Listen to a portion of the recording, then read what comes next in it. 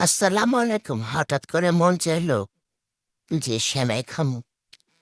তো সেমাইটা একটু তেলে কষায় টষায় নিয়া পানি দিয়ে দিলাম।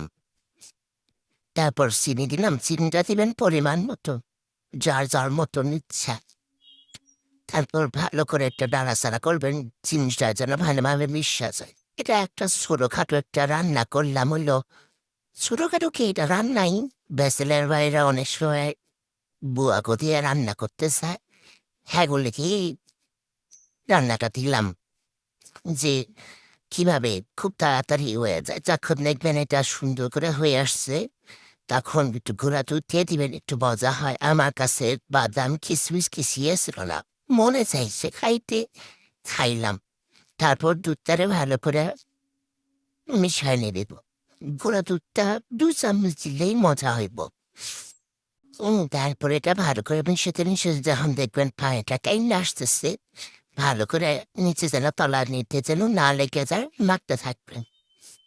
গরিবের খানা আর আমগো রান্না, আমরা অনেক কিছু দিতে পারি না। মাঝে মাঝে ফেসবুকে দেখি কতজনে কতভাবে রান্ধে।